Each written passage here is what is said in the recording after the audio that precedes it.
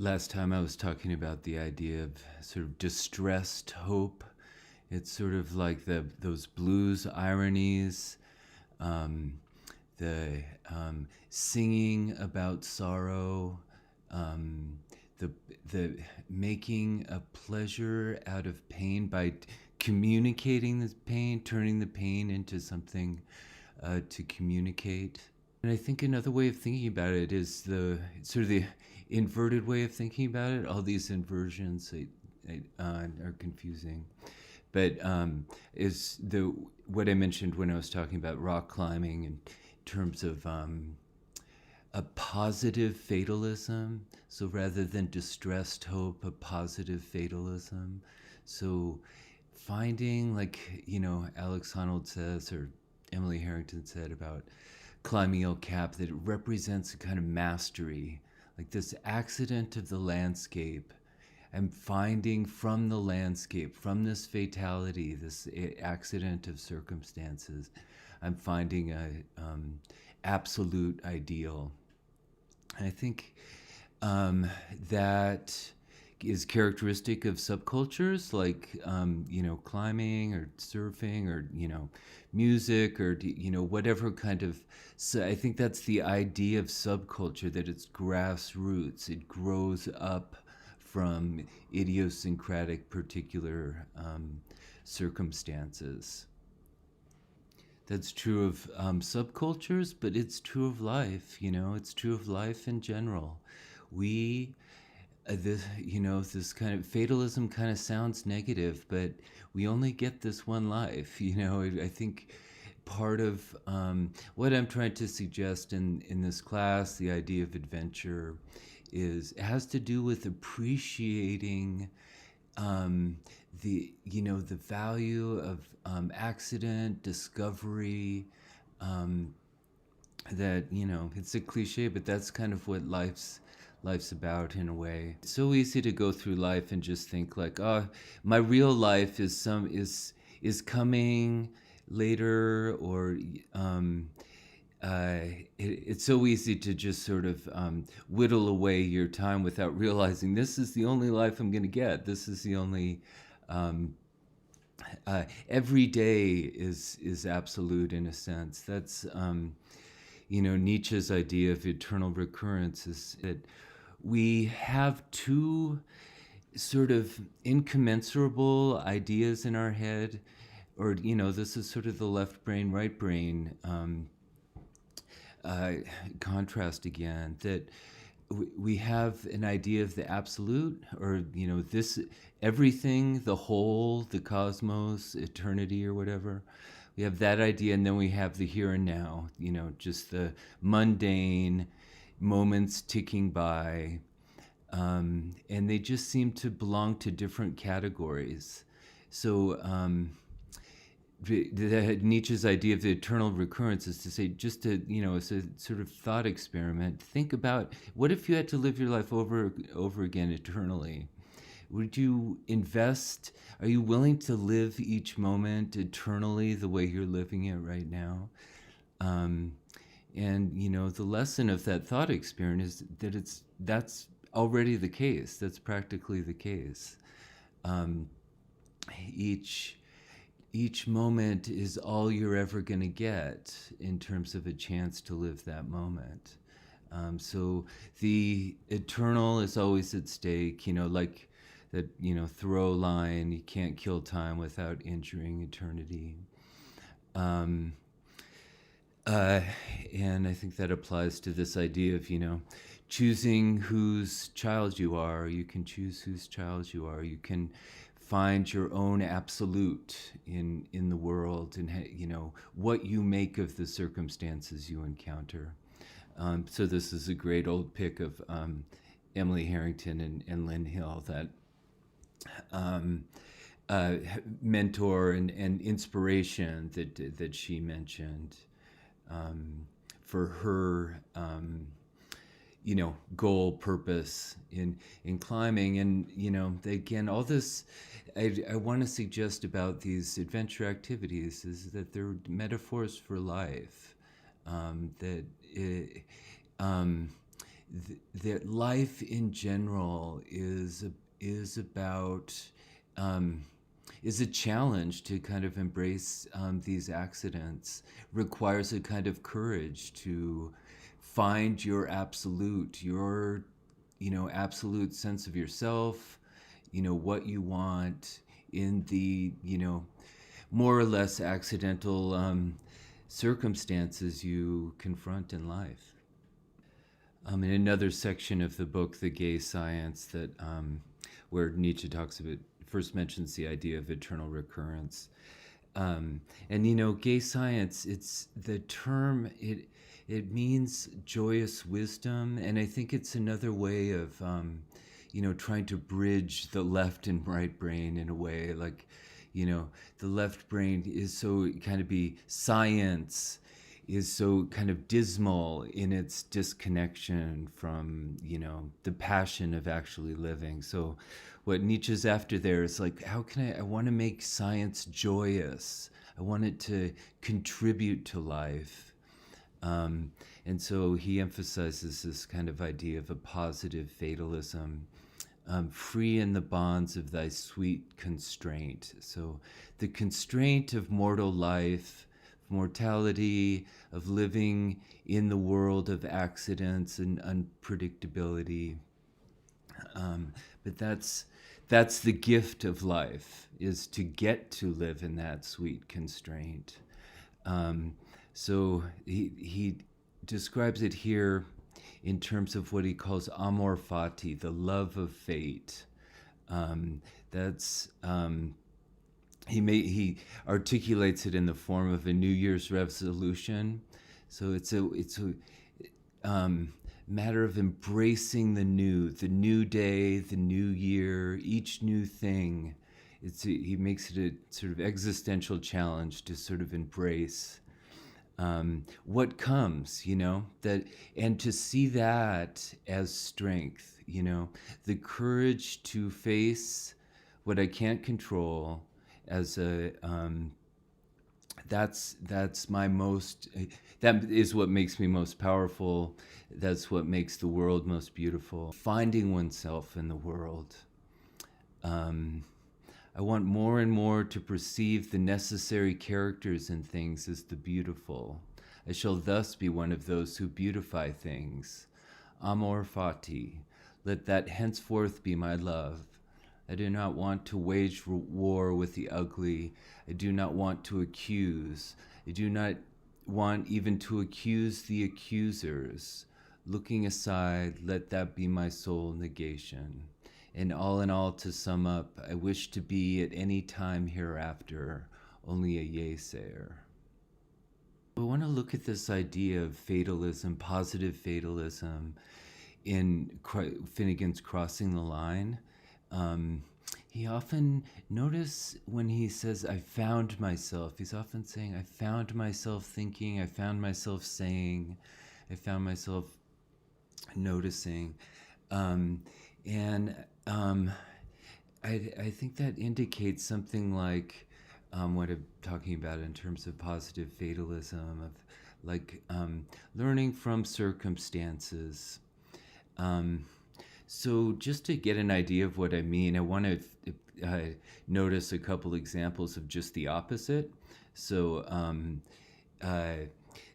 where Finnegan is discussing sort of white obliviousness to the predicament of Black people in South Africa, a refusal to acknowledge the other, and narcissism being wrapped up in your only seeing, your own world. So this is a good example here. This paragraph, Dennis Herbstein's White Man, We Want to Talk to You was an account of the 1976 uprising by a former South African correspondent for the BBC. The scene in question took place in June 76 in a white middle-class English-speaking high school classroom in Johannesburg, where a teacher was trying to discuss with his students the carnage then occurring 10 miles away in Soweto. The students' suggestion for handling the uprising: shoot them, kill them all, teach them a lesson. Their analysis, they're savages. They're straight out of the jungle. The teacher's attempt to explain black grievances met a wall of incomprehension and even self-pity. Teacher, it can't be very nice to have no say in the running of your own life. Students, we haven't either. No one listens to us. Finnegan describes analogous kind of insularity among black people as well. What he refers to here is the community. It's sometimes easy to, during the boycott, it's easy to begin to believe that the community was poised for insurrection. This was far from true. On another trip to Busy Corner, I was standing in a small family-run fish and chip shop where I often went for lunch. While I waited for food, I listened to the shopwoman gossiping with another customer. Have you seen Crystal lately? She dresses quite smart now she's got that job. I reckon they gave her a Barclay card. I reckon so. And she'll be able to buy whatever she likes on very good terms. She was talking about a washing machine or else a tumble dryer. I thought perhaps a motor card. Oh look, the mister's waiting for his lunch while we stand here skindering. Shame. How's things at the high school, sir? Are they still boycotting? I said they were indeed. Shame. Oppression, I thought, was domesticating, and it was necessary to recall that most of the community still had its mind on Barclay cars and tumble dryers. Not that a major showdown was not approaching. It was on the last day of April that the Prime Minister made his ugly threat. If the state is challenged and it hits back, it will use all of the power at its disposal. I found myself studying the glowering oval of his face in the newspaper, wondering what exactly he had in mind. It's pretty interesting, Barclay cards, the glowering oval of his face in the newspaper. How, normalcy and chaos, terror, breakdown, revolution are so can be so hard to distinguish. But what I think this is like the line, crossing the line. It's like it's just a matter of breaking that shell of insularity, that domesticating, turning inward and ignoring, evading, denying the chaos, the scariness of uncertainty. So crossing the line, looking beyond the insularity, of the what Ta-Nehisi Coates called the dream of a of a law and order, of an established justice. Often relies on irony, a kind of not a pretense to objective truth, but just a destabilizing of the fantasy, of the dream of achieved justice. So Finnegan quotes this ironic, disturbing, ironic albeit disturbing editorial in the newspaper, referring to the necessity from time to time to shoot people dead by the score as a consequence. It's a consequence of the system, not of defects of character or training on the part of men charged with maintaining law and order. So it's a mockery, a shaming, sort of like mentioned about Greta Thunberg, acting as if you loved your children. It's just a restating of a premise of reality, of normalcy, restating of what's normal in a way to expose its instability, its untenability. This is the embodied dimension of politics. also in heartbreaking ways. I felt sorry for the parents who had to watch their children becoming members of this fervent and perilous new subculture. There was a tailor at a shop at Busy Corner, a man whose son was a standard 9 student whom I knew slightly. I was in the tailor shop one afternoon during the third week of the boycott, having a pair of torn pants repaired, when the tailor suddenly asked me what I thought of the boycott. I said something about how it was all very interesting. The tailor harumphed. He was a stooped, balding man with very thick glasses. "Oh, it's all very well, but I'll tell you true. I don't know what will become of these children," he said. "They're becoming strangers to their own parents. They talk all this new language we never heard before and accuse us. They say they don't care about their education and they're not afraid of the police. They're becoming rude and foolish. Here are your trousers, sir." I took the pants from the tailor and paid him. He stared me in the face, and in his magnified, unhappy eyes, I saw more pain than I was ready for. My boy was doing well at school. He didn't give a hang about politics before. I wish someone would talk some sense into him. He won't listen to me. So the progressive, politics of Black liberation, it's not simply glory. The fate of pursuing liberation, which is basically that Amor fati, that trying to find yourself in the world, is scary, and it involves a real part of that embodied fate is sorrow, grief, fear. It's registered in the face of this man. What's at stake is is a kind of childlike learning, and it's not that it's not foolish. I think he's wrong, or I think that's something that Finnegan is exploring, is the wisdom within this youthful rebellion. Finnegan often mentions the political power of the sheer form of speaking, singing, discursive performance as a political agency in itself, totally independent of what is said, what the political opinion is. I think that's interesting to think about. What's we think of politics usually as like having a political opinion, rather than of doing, acting.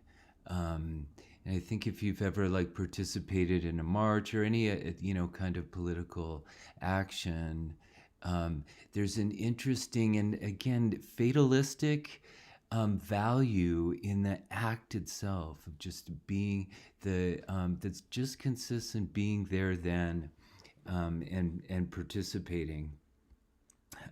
Gives you a new sense of identity, a new sense of yourself. So here's a couple examples. He says, speaking of the boycott, this refusal of classes, it was curious that their great activation, the students' great activation should have come in the form of a refusal, but it was wondrous to see the energies that refusal liberated. Student government, formerly a pallid bureaucratic exercise, was suddenly a vital reality. Most of the meetings were held in camera, but the extent of grassroots participation was obvious from the number of reports delivered to classes from various committees. It was democracy in action, full of pleasant surprises.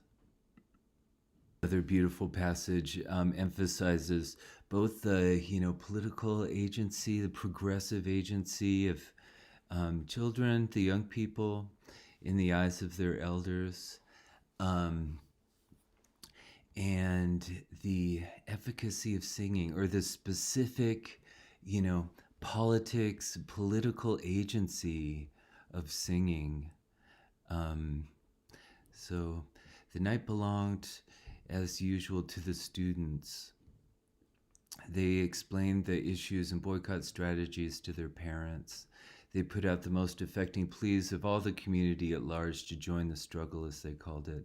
Their self-confidence, their idealism were so impressive that you could literally see it bring tears to the eyes of their elders. And before the meeting broke up, several student speakers, in an effort to reassure worried parents, took the trouble to emphasize again the point that this was not 76, the year of a terrible crackdown and massacre. We know what we're doing this time, a frail boy from my religious instruction class declared. 1976 was reactive. That was just an explosion, a response to the government's provocations. This boycott, this uprising is proactive. It's as well planned and well controlled as we can make it. As if to throw a cloak of safety over this fragile sounding proclamation, someone in the back of the hall began just then to sing. In a high, clear voice, God bless Africa, and 700 voices immediately rose into the slow, beautiful Pan-African anthem of the liberation struggle. I love that metaphor. As if to throw a cloak of safety.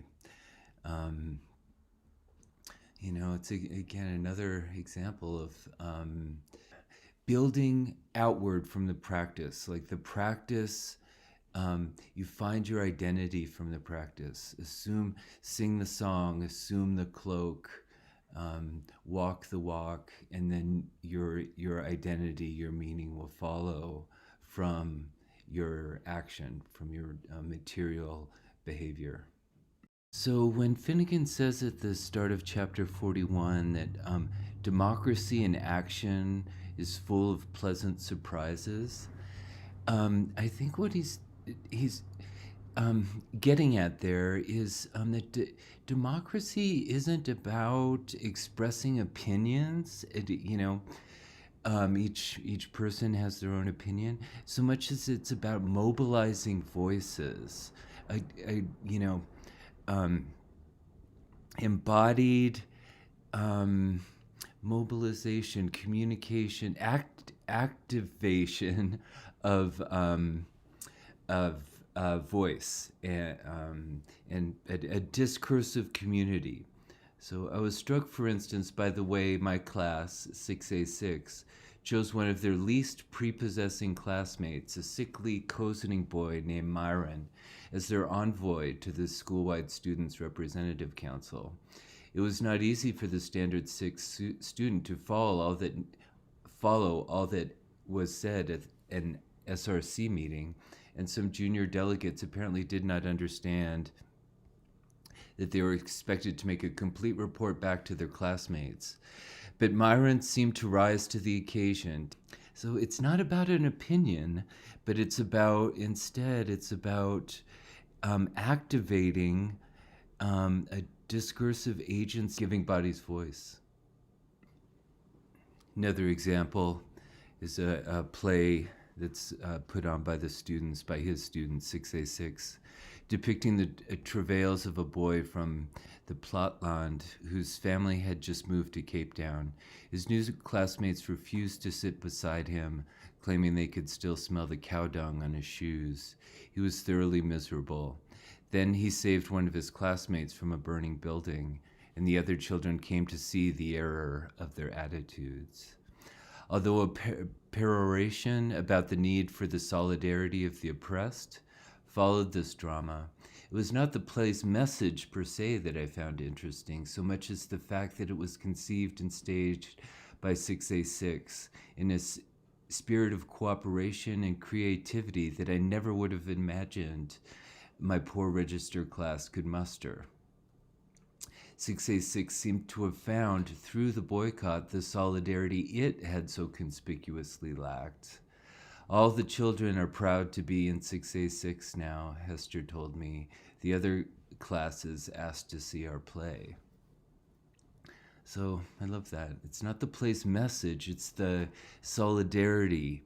So thinking about democracy again, not as, a sort of averaging out of the public opinion, but the mobilization of a public voice.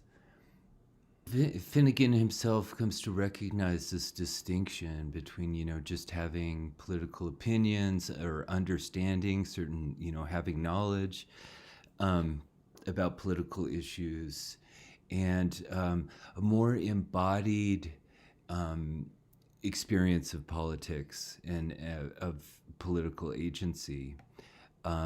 He discusses it here on page 194 in terms of conscientization, which means consciousness raising, awareness raising. So they're during the boycott, they're having these awareness raising teach-ins that they also refer to as conscientization, raising political awareness. During the first week of the boycott, Jasmine had asked me in all earnestness if Sir was ever conscientized. Feeling silly at first, I had told her how when I was about her age, I had been awakened to the immorality of the United States' role in the Vietnam War. No one in my class had heard of Vietnam, so I ended up telling them a long story about the war, about the anti-war movement, about student radicalism, and the political sociology of the suburbs where I grew up. They seemed to understand quite well how my political awakening, such as it was, led to rifts with friends who were not similarly conscientized, and how children even broke with their parents over the issue. But they were uncomprehending when I explained that for me personally, Vietnam was always a disembodied event, that in those days I didn't even know anyone who had been there. To these children, I realized, conscientization did not have to do with coming to understand something they saw on TV or read in the papers. It had to do with things happening in the streets, to their families and neighbors, and to themselves. And the pivotal experience that conscientized them were very likely to be violent. After all, which would make the greater impression on anybody, never mind a young teenager? A teacher's lecture on the United Nations arms sanctions, a self-conscious discussion of inferior education, or the violent hatred of the white authorities made manifest by guns, dogs, and tear gas. So looking at political agency as embodied doesn't mean, stridently, mindlessly, fanatically pursuing a political agenda, but really on the contrary, paying attention to the, particular circumstances of actual people, seeing politics as a function of actual embodied lives. This is expressed really nicely by Maddie, a student who Finnegan befriends, and maybe the best chapter in the book. It's a bit longer. The final chapter, of Crossing the Line, is about a trip that the two of them take together. So most Black people are just too busy just surviving to be politically active. A lot of others feel too vulnerable to get involved. If foreigners expect all Black South Africans to have exactly the same political outlook, they're just being silly and racist. They're not allowing us the diversity, the humanity that I'm sure they allow in their own countries. A kind of embodied education or knowledge is darkly suggested. Also on the next page, 219, when he describes the bloody culmination of a protest Black people staged in white shopping center. Many of our students took part in the disruption of the suburban shopping centers, but the biggest demonstration occurred at the Golden Acre complex in downtown Cape Town. There, some 3,000 pupils, after having brought shopping at the complex to a standstill, gathered in the Central Mall to sing freedom songs and refused a police order to disperse. In front of thousands of shoppers, they were attacked by riot police in camouflage with truncheons and dogs. An unknown number were injured. 76 were arrested, and the broken glass and spilled blood were not for a change, all on the Cape Flats, the black area. So that's chilling, because he's the way that's put. For once, the blood was in the white neighborhood, but it was still the black people's blood. But it's registering. It's a physical testimony to systemic, structural, coercive power. The difference in coercive power, that making that blood visible in the white world matters. Another very dark episode that Finnegan recounts is part of the conscientization, the awareness raising sessions themselves, a lecture by his colleague Jacob, that ironically uses a kind of comedy to address violence. The highlight of the lecture was an extended demonstration of the techniques of torture employed by the security police. Jacob had personal experience of some of these practices, since he'd been detained for 7 months without charges or trial in 76. There was the airplane. The prisoner was forced to hold his arms straight out at his side and rotate them, and was beaten when he could no longer continue. There was the refrigerator, a very cold room into which a prisoner was thrown naked and wet for hours and sometimes days. There were hoods, electric shocks, fists, boots, truncheons, the wet cap, the helicopter, solitary confinement. There was starvation, sleep deprivation, suspension by the feet, suspension by the wrist, partial suffocation. There was the 10th floor windowsill at police headquarters in John Forster Square, Johannesburg, from which so many political detainees had jumped. As he relived all these nightmares, Jacob's performance reached its highest pitch of enthusiasm. He whirled and danced, acting out everything, playing all the parts in a high theatrical voice and laughing crazily.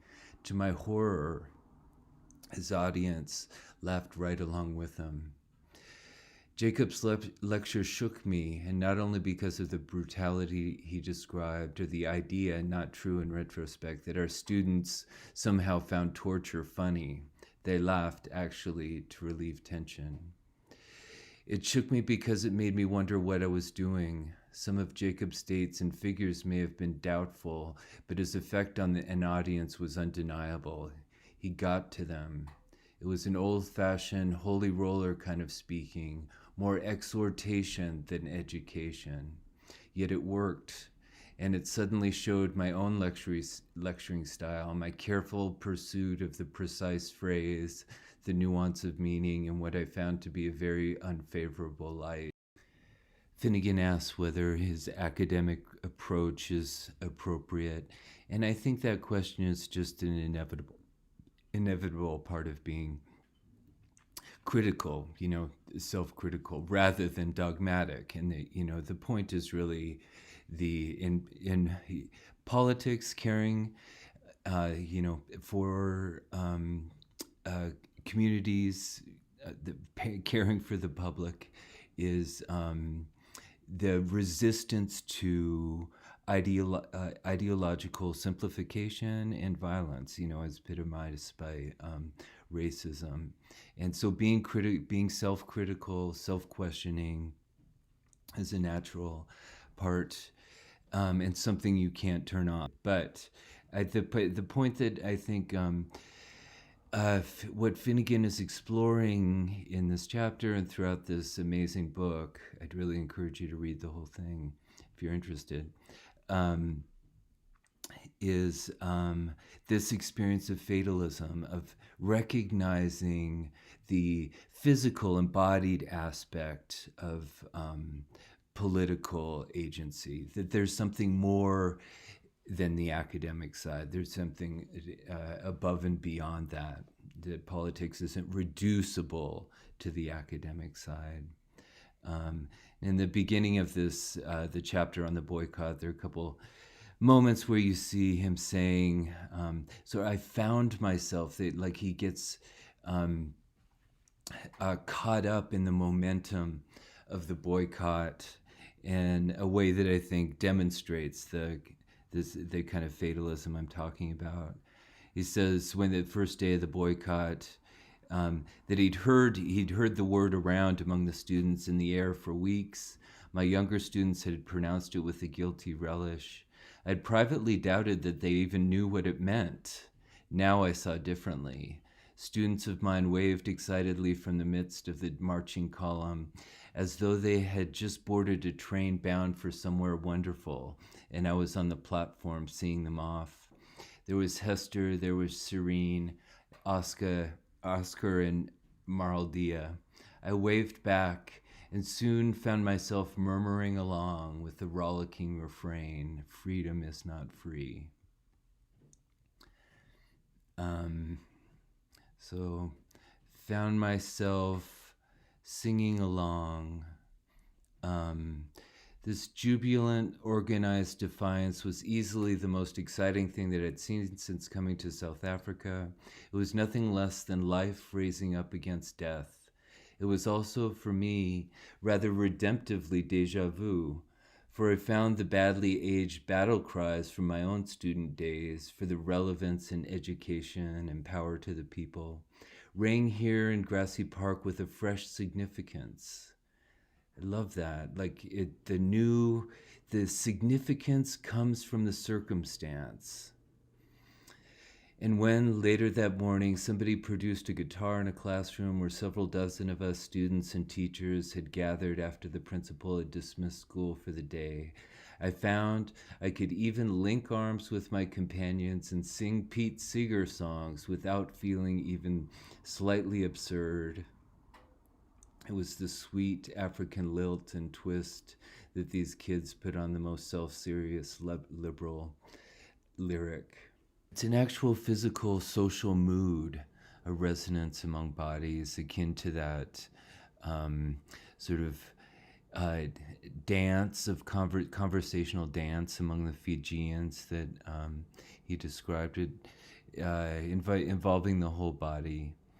And including the whole body in communication matters here, because this is about protesting violence. This is, communication about the body. And it's equally protesting a status quo that tolerated violence, that, or even legitimated violence. So it's equally a matter of protesting violence and asserting a new mode of communication to replace a status quo that tolerated violence, which essentially is not so different from our own status quo.